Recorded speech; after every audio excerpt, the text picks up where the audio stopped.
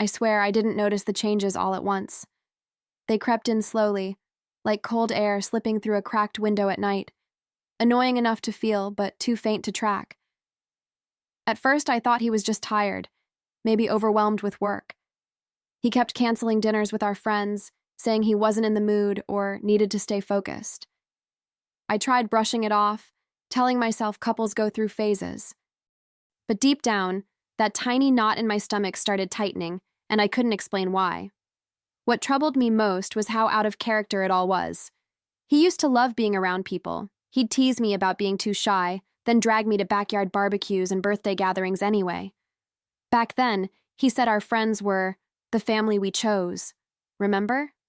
So when he started avoiding them, I felt this weird mix of confusion and guilt, like maybe I'd done something wrong. Every canceled plan felt like a door closing between us. Still, I kept giving him the benefit of the doubt, because that's what you do when you love someone. And then came the invitations he'd pretend never existed. I'd hear my phone ping, look down, and see a friend asking if we wanted to join them for drinks.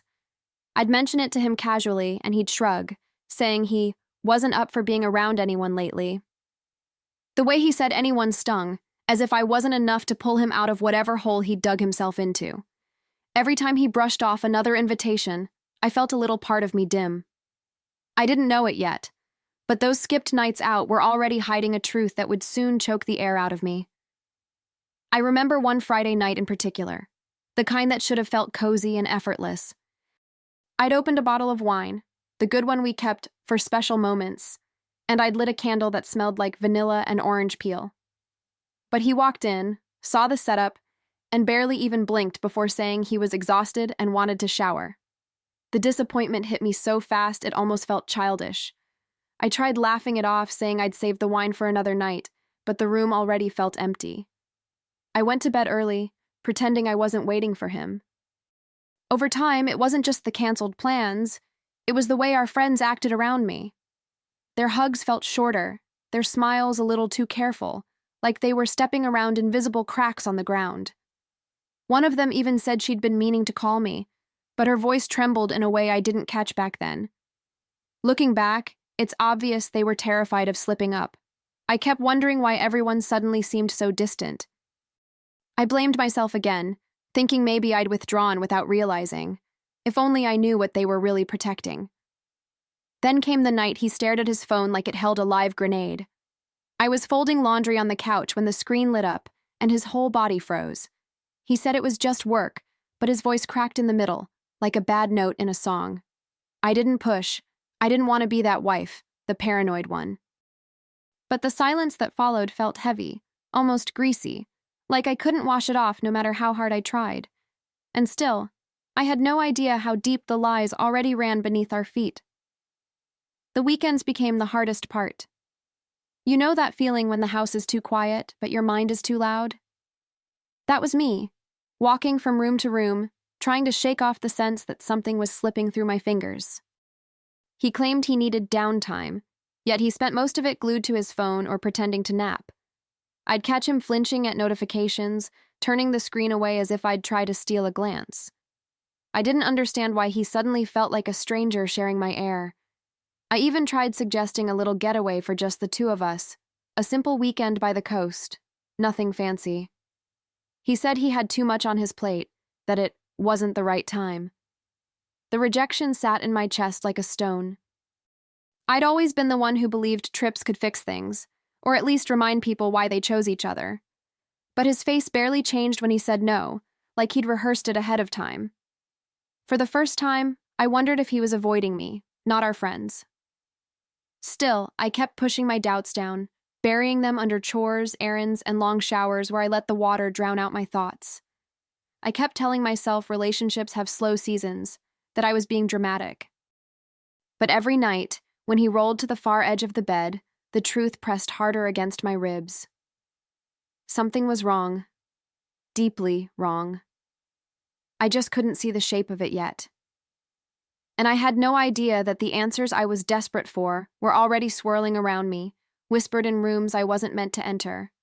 It was around this time that I started noticing the pattern, a pattern so obvious now that I can't believe I missed it. He didn't just avoid all our friends. He avoided specific ones. The closest ones. The ones who used to call him brother, who showed up for birthdays, who drank beer on our porch and laughed too loud. When I suggested inviting one of those couples over, he stiffened like I'd touched a bruise. He said they'd been weird lately, but the truth was, he was the one acting weird, and I kept trying to piece together a puzzle without knowing half the pieces were hidden. Every time I mentioned a name from that inner circle, he'd find a way to shut the conversation down. They're busy. They're traveling. They're going through stuff. He always had an excuse ready, as if he'd practiced for every scenario. I felt this cold little flicker of dread each time, but I kept swallowing it down. I didn't want to accuse him of anything. I just wanted my marriage to feel like mine again. The harder I tried to pull us back toward normal, the faster he seemed to run the other way. And I still didn't know what he was running from. The weirdest moment was when I suggested having dinner with Mark and Elise, his absolute closest friends. He practically snapped, saying I didn't need to force anything, and that they had their own issues. But his tone... God, his tone told me everything and nothing at once. It wasn't irritation, it was fear.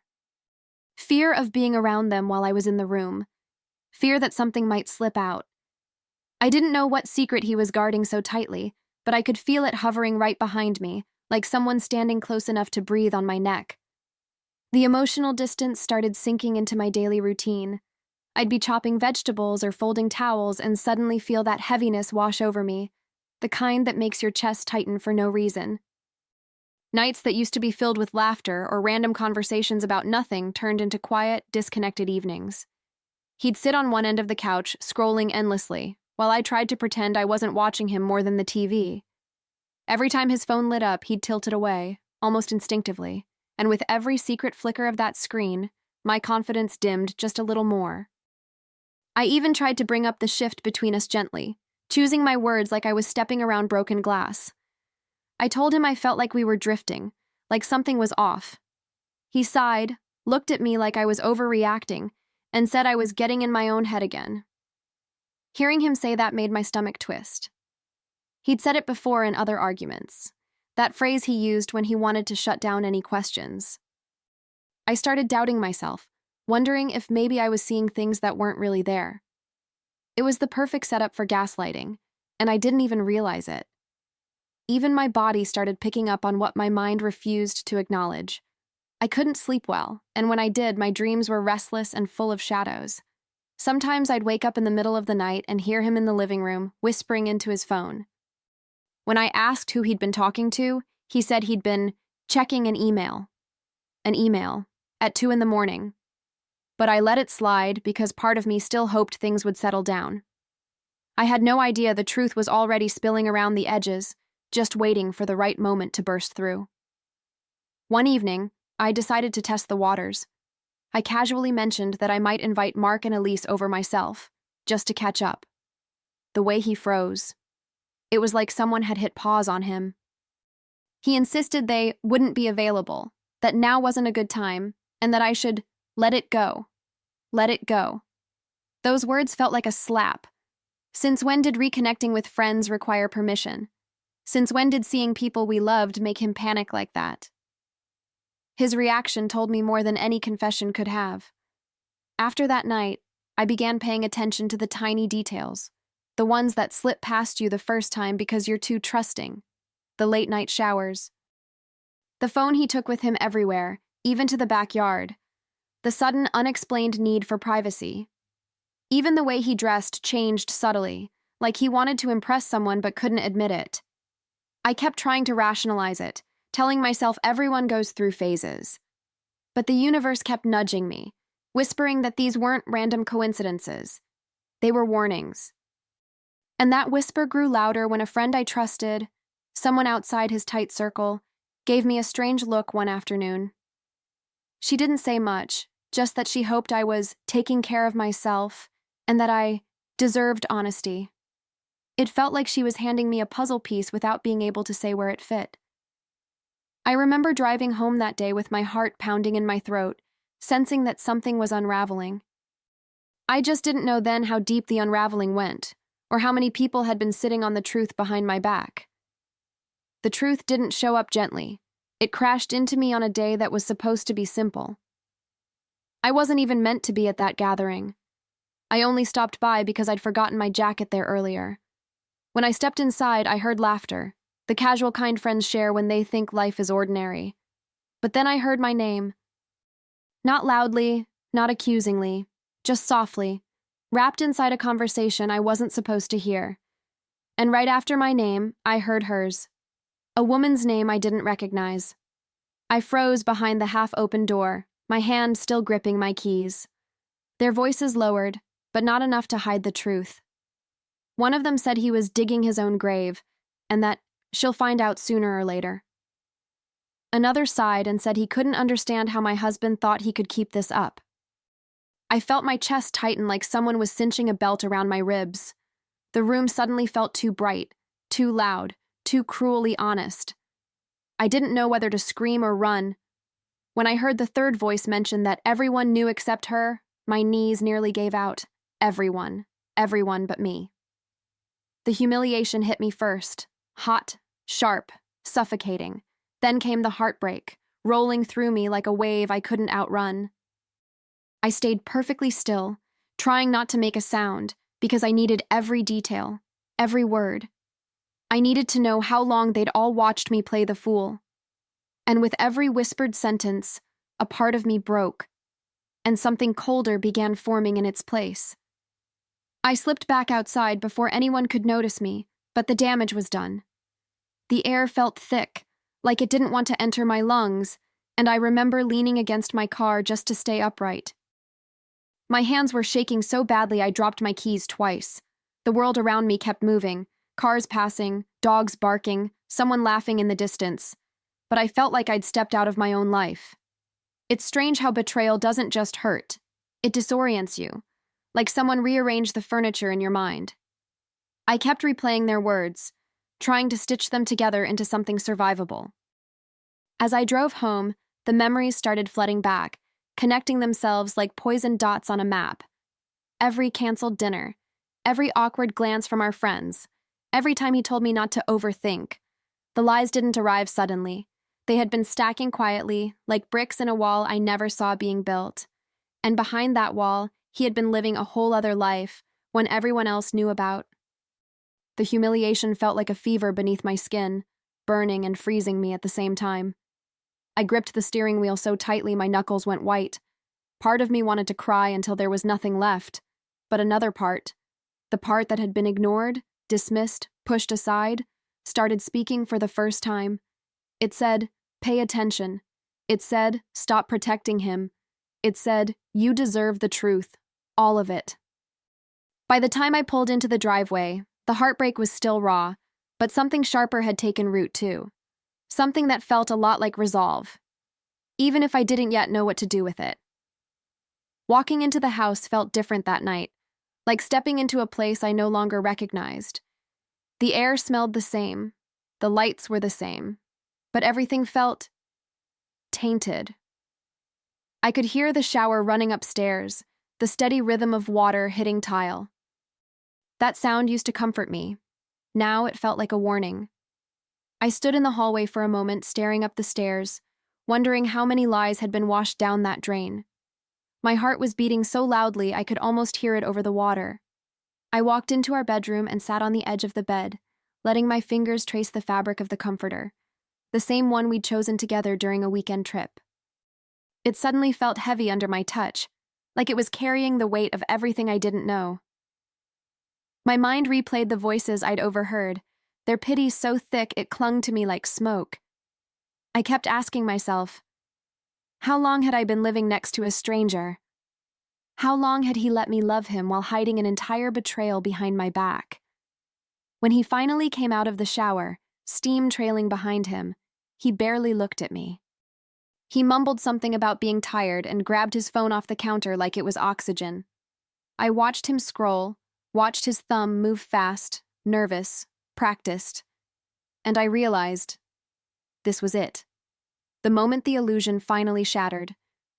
I didn't have the full truth yet, but I knew one thing with absolute clarity. Whatever I learned next would change everything. And I could feel myself standing at the edge of that discovery, one breath away from stepping into it. I didn't confront him that night. I was too raw, too shaken, too afraid of what might spill out if I opened my mouth. Instead, I lay awake beside him, listening to his breathing, steady, calm, like a man with nothing to fear. Meanwhile, mine was shallow and shaky, catching on every exhale. I kept staring at the ceiling, wondering how many times he'd slept soundly next to me after spending the day with her. The thought made my stomach twist. But I knew I needed clarity before I said a single word. The next morning, I watched him carefully. The way he grabbed his coffee, the way he avoided my eyes, the way he kept his phone face down, as if the screen itself might betray him. I finally told him we needed to talk. Calmly, without yelling, without giving him anywhere to hide. I told him I'd overheard something the night before, something about him and another woman.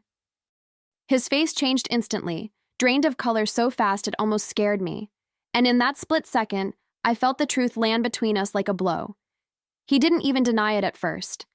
He just stared at me, blinking too slowly, like his mind was scrambling for the right version of the lie. Then he said he didn't know what I heard, and that I'd probably misunderstood. When I repeated the woman's name, the one I'd heard whispered, he froze. Completely. That's when the denial started crumbling around the edges. His shoulders slumped, his eyes darted away, and I saw panic settle under his skin. I wasn't angry yet. I was too numb for anger. All I wanted was the truth he'd never intended to give me. Once his denial started to crumble, the excuses spilled out like water from a cracked glass. He said it wasn't serious, that it didn't mean anything, that he'd been confused. Hearing those words made something inside me snap quietly. Not like a scream, but like a thread breaking under too much weight.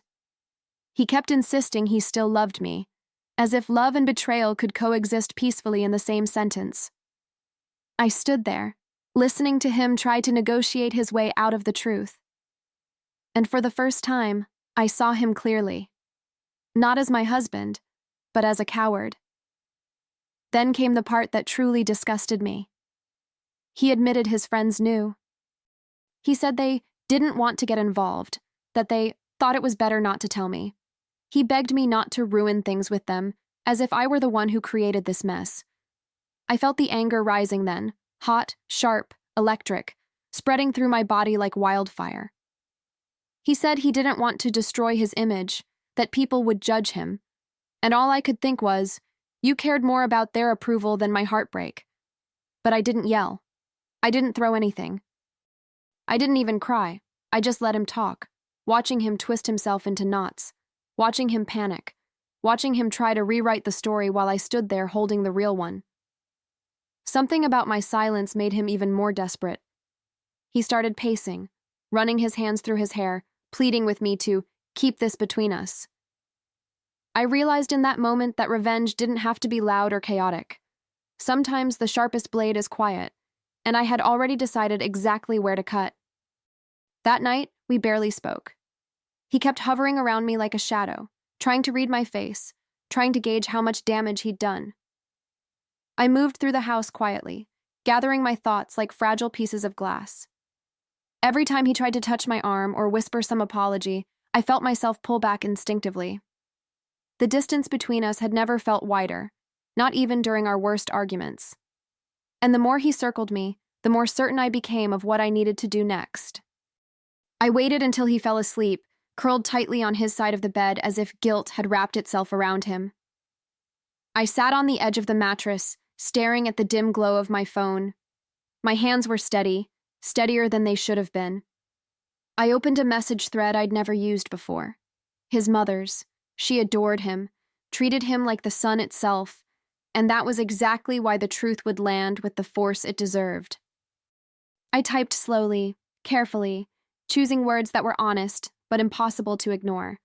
I didn't send it yet, not that night, but just knowing the message existed felt like regaining a piece of myself he'd been taking for months. I slipped my phone onto the nightstand and lay back down, staring at the ceiling again. This time, though, the ache in my chest wasn't just pain, it was purpose. I knew the confrontation with his family would shatter the last illusion he had clung to. And as I drifted into a restless sleep, I felt the first spark of something fierce and freeing beginning to grow inside me. The next morning, I woke up with a clarity I hadn't felt in months. It wasn't peace, not yet, but a sharp, steady knowing. He moved around the kitchen anxiously, making coffee he didn't drink, glancing at me like he expected me to explode. I didn't. I just watched him, noticing every twitch, every shaky breath, every nervous glance at his phone. It was almost pathetic, seeing him try to pretend our life was normal. He had no idea the ground beneath him was already cracking. After he left for work, I sat at the kitchen table and finally opened the message draft again. My fingers hovered over the screen for a moment, not out of doubt, but out of respect for what came next. I wasn't exposing him out of spite. I was exposing him because the truth deserved a voice, and I was done being silent. I read through every line carefully, making sure it wasn't emotional, just factual. She deserved honesty, I deserved honesty, and he deserved the consequences he'd been running from. When I hit send, a strange calm washed over me. Icy at first, then warm, like stepping out of a storm into a quiet room. I didn't shake, I didn't cry, I didn't second-guess myself. I simply stood up, made myself a cup of tea, and sat in the silence that finally felt like mine again. I knew she'd call soon. His mother always called when something felt even slightly wrong. And when the phone finally rang, vibrating across the tabletop like a warning bell, I took a deep breath and answered. Her voice came through the phone trembling, not with anger but with heartbreak. She asked me to repeat everything, word for word, and I did, calmly, without adding a single dramatic twist. I told her how long he'd been avoiding our friends, how every sign pointed to someone else, and how I'd finally overheard the truth. She didn't interrupt me once. When I finished, there was a long silence, the kind that stretches across generations. Then she whispered she was so disappointed, and those words alone were enough to shake the floor beneath him. She insisted on coming over, and within an hour she was at my door, eyes red, jaw tight, holding her purse like she needed something to grip. She hugged me, a real hug, not one of pity but of understanding. She kept saying I didn't deserve any of this, that she wished she'd known sooner, that she would have confronted him herself. Hearing those words made something in my chest unclench. For the first time in months, I felt seen. Not as a clueless wife or an inconvenient obstacle, but as someone who had been deeply wronged.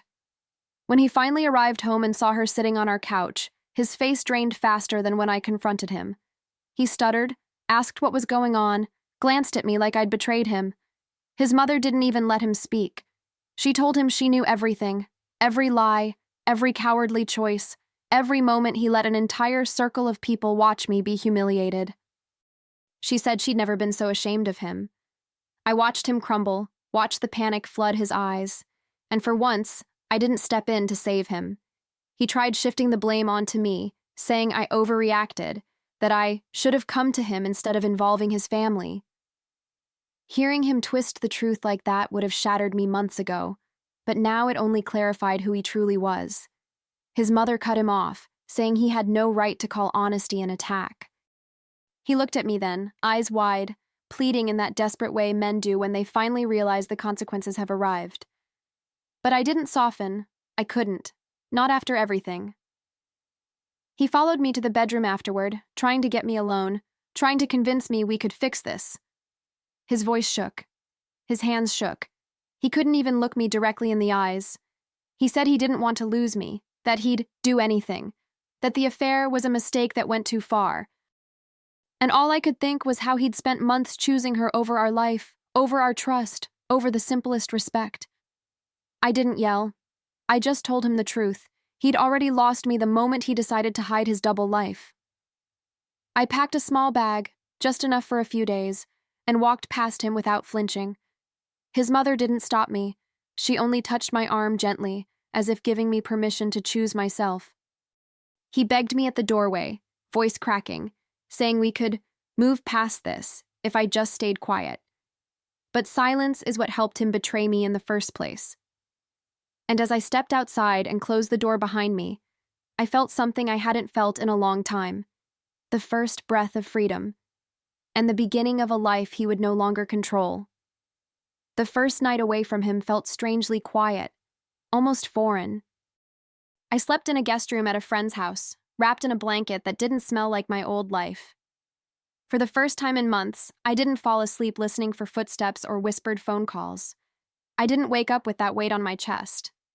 Instead, I lay there staring at the ceiling, letting the silence settle into my bones. It wasn't peace yet, but it was the beginning of it. The next morning, I made myself coffee and realized how long it had been since I tasted something without resentment clinging to the edges. I sat by the window, watching sunlight spill across the floorboards, and I felt something shift in me, something small but real. I'd been blaming myself for not seeing the signs, for trusting too much, for loving too deeply. But as I watched the world wake up, I understood that trust isn't a flaw. Betrayal is. And his choices were never my burden to carry. I spent the day walking through a nearby park, letting my thoughts breathe in the open air. Each step felt like it shook off a little of the shame he'd left on me.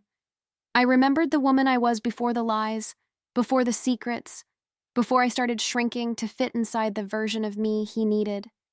And with every memory, I felt my spine straighten just a bit more. I didn't know exactly what my future looked like now, but for the first time in a long time, that uncertainty didn't scare me. A few days later, his mother called me again, not to drag me back, not to smooth things over, but simply to check on me. She said she'd spoken to him and that he was a shell of himself, wandering around the house like a man who didn't know which part of his life had collapsed first. I listened quietly, not out of satisfaction, but out of clarity. Actions have consequences, and this was the one he feared most, losing the approval he'd protected at my expense. I didn't feel guilty, not even a little. I started creating new routines, tiny rituals that grounded me. Morning walks, long showers, cooking meals just for myself without rushing or worrying whether he'd like them.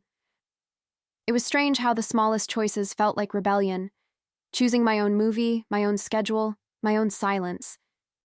I met with an old friend for lunch, someone who apologized for not telling me sooner. Instead of anger, I felt a kind of bittersweet relief. I wasn't invisible anymore. I was stepping back into my own life, one gentle piece at a time. At night, I would sit with a journal and write down the things I'd ignored for too long, my needs, my dreams, my disappointments. Seeing it all on paper felt like pulling thorns out of my skin one by one. It hurt, but it also healed.